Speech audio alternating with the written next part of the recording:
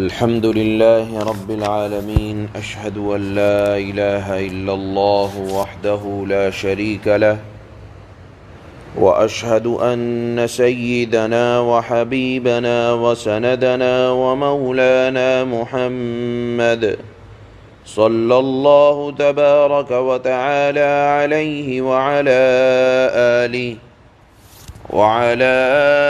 آله وأصحابه وبارك وسلم. أما بعد فأعوذ بالله من الشيطان الرجيم. بسم الله الرحمن الرحيم. فخسفنا به وبداره الأرض فما كان له من فئة ينصرونه من دون الله وما كان من المنتصرين. وأصبح الذين تمنوا مكانه بالأمس يقولون ويكأن الله يبسط الرزق لمن يشاء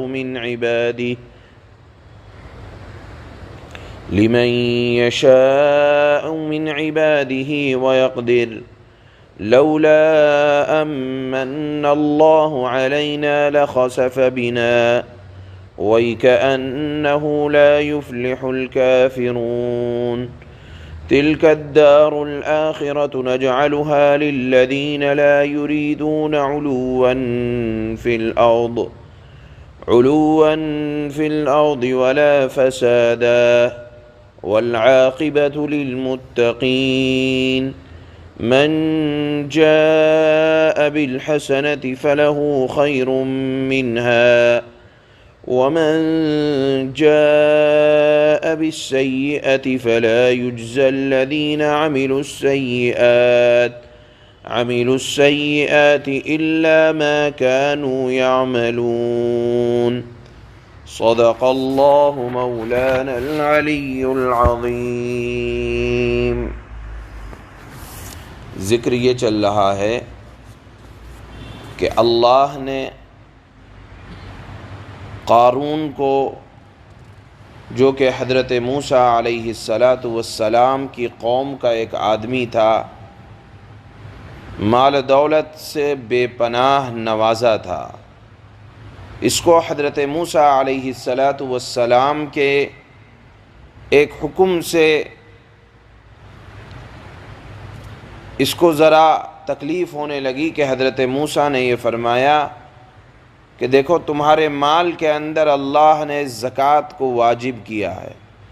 کہنے لگا کہ جو مال میں نے اپنے آپ سے کمایا ہے، اپنے ہنر سے کمایا ہے، میں کیوں دوں؟ اور رہا معاملہ غریبوں کا، تو ان کا تو کام ہی یہ ہے کہ پیسے مانگا کرتے ہیں. اگر میں ان کے اوپر اپنا مال لٹانے لگا، دینے لگا، تو میرا مال ختم ہو جائے گا. حضرت موسیٰ علیہ السلام نے اس کو سمجھایا. بالآخر بات نہ مانی اس نے، اور وہ یہ چاہنے لگا کہ راستے سے کسی طرح حضرت موسیٰ علیہ السلام کو ہٹایا جائے، لوگوں کی نگاہ میں ان کے وقار کو گھٹایا جائے. اسی طرح سے اس نے مصر کے عہدوں کو طلب کیا اور کہا کہ آپ نے ہارون کو اللہ کے دربار میں نبی بنانے کی سفارش کی، اور دنیا کے اعتبار سے آپ نے ان کو اپنا وزیر اور نائب بنایا. میں بھی آپ کے قوم کا آدمی ہوں، مالدار ہوں، مجھے بھی آپ حکومت کے عہدے آپ مجھے سپرد کریں. بالآخر حضرت موسیٰ علیہ السلام نے اس کو سمجھانے کی کوشش کی، لیکن وہ نہ مانا. لیکن حسد کی آگ اس کے دل میں تھی. اس نے حضرت موسیٰ علیہ السلام کے اوپر ایک بھری مجلس میں جب آپ خطبہ دے رہے تھے، ایک عورت کو تیار کر کے آپ کے اوپر الزام لگا دیا. حضرت موسیٰ علیہ السلام نے اسی وقت اللہ کے دربار میں 2 رکعت نماز کی نیت باندھی، اللہ کی طرف متوجہ ہوئے اللہ سے دعا کی۔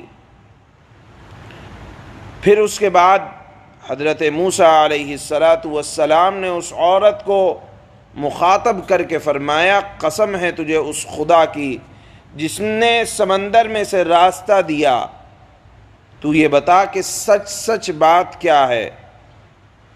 اس نے سارا صحیح واقعہ بتایا اور کہا کہ مجھے تو قارون نے کہا ہے کہ موسیٰ کے اوپر الزام لگاؤ۔ چنانچہ حضرت موسیٰ علیہ السلام سجدے میں گر گئے اور قارون کی سزا کو اللہ کے دربار میں مانگا۔ اللہ کی طرف سے وحی اتری کہ میں نے زمین کو آپ کے تابع کر دیا ہے۔ آپ نے سجدے سے سر اٹھایا اور زمین سے کہا کہ تو قارون اور اس کے محل کو نگل لے۔ چنانچہ ایک دن قارون اپنی مال و دولت پر اتراتا ہوا نکلا، اور دنیا دار لوگ، پچھلی آیات میں آ چکا ہے کہ یہ تمنا کرنے لگے کاش کہ ہمیں بھی قارون کی طرح مال و دولت ملتا، للچائی ہوئی نظروں سے دیکھنے لگے اور اسے یہ سمجھنے لگے کہ یہ تو بڑے نصیبوں والا ہے، اللہ نے اس کو اتنا مال و دولت سے نوازا ہے۔ بالآخر جس دن وہ نکلا، اللہ فرماتے ہیں فَخَسَفْنَا بِهِ وَبِدَارِهِ الْأَرْضِ، ہم نے قارون کو بھی ساتھ میں اس کے خزانوں کو بھی زمین کے اندر دھنسا دیا۔ اس کے تکبر کرنے کی وجہ سے، اترانے کی وجہ سے، اور لوگوں کے اوپر ایک حقیقت کھل گئی کہ مال و دولت یہ بچانے والا نہیں ہے۔ اب جب ڈوبتا ہوا دیکھنے لگے، دھنستا ہوا دیکھنے لگے، تو یہی شان و شوکت والے لوگ، یہی یہ دیکھنے والے لوگ اور تمنا کرنے والے لوگ یہ تمنا کرنے لگے، بہت اچھا ہوا کہ اللہ نے ہمیں قارون جیسا خزانہ نہیں دیا، ورنہ جس طرح سے آج وہ زمین کے اندر جا رہا ہے، دھس رہا ہے، ہم بھی دھس جاتے۔ تو معلوم یہ ہوا کہ اللہ کے نزدیک مقبولیت مال و دولت نہیں ہے، بلکہ اگر آپ دنیا میں کسی کے پاس مال و دولت دیکھیں تو اللہ کی حکمت سمجھ کر یہ سمجھنا چاہیے کہ اللہ کی حکمت ہوگی، اس کو مال و دولت سے نوازا ہوگا۔ یہ نہ سمجھیں کہ یہ اللہ کی طرف سے مقبولیت کی علامت ہے۔ اس کو اللہ نے ان آیات میں قارون کے خزانے سے اسی چیز کو ثابت کیا ہے کہ دیکھو، مال و دولت کا کسی کو مل جانا یہ اللہ کی طرف سے مقبولیت کی علامت نہیں ہے، بلکہ اللہ کی حکمت ہوتی ہے، کسی کو نوازتا ہے اور کسی سے اللہ رب العزت والجلال مال کو لے کر آزمایا کرتا ہے۔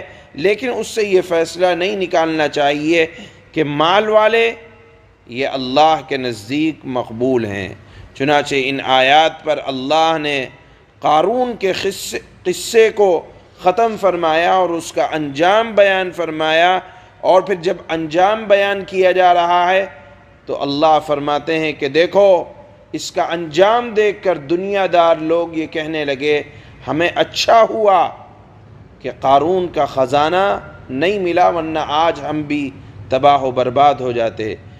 یہاں آیات میں چند باتیں غور کرنے کی ہیں کہ اس وقت کہ جو یہ تمنا کرنے والے تھے کہ مال ہمیں بھی ملنا چاہیے، انہیں بعد میں اپنی غلطی پر متنبہ ہوئے اور کہنے لگے کہ اچھا ہوا کہ ہمیں مال و دولت نہیں ملی۔ معلوم یہ ہوا کہ اگر اپنی غلطی سامنے آ جائے تو اس کا اقرار کرنا چاہیے کہ ہاں ہم سے غلطی ہو گئی۔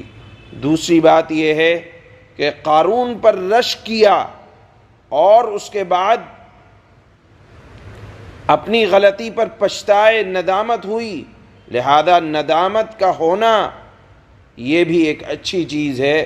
اپنے گناہ پر نادم آدمی وہی ہوتا ہے جس کے دل کے اندر خوف خدا ہوتا ہے۔ اسی طرح یہاں اللہ نے فرمایا کہ دیکھو تلک الدار الآخرۃ نجعلها ہم نے آخرت کا گھر ان لوگوں کے لیے بنایا ہے جو زمین میں بلندی کو نہیں چاہتے، عہدوں کو نہیں چاہتے، زمین میں فساد نہیں مچاتے۔ معلوم یہ ہوا کہ اپنے لیے اچھی چیز کو اختیار کرنے کی اجازت ہے، لیکن اس اچھی چیز کے ذریعے سے آپ زمین میں اپنی بڑائی نہ چاہیں۔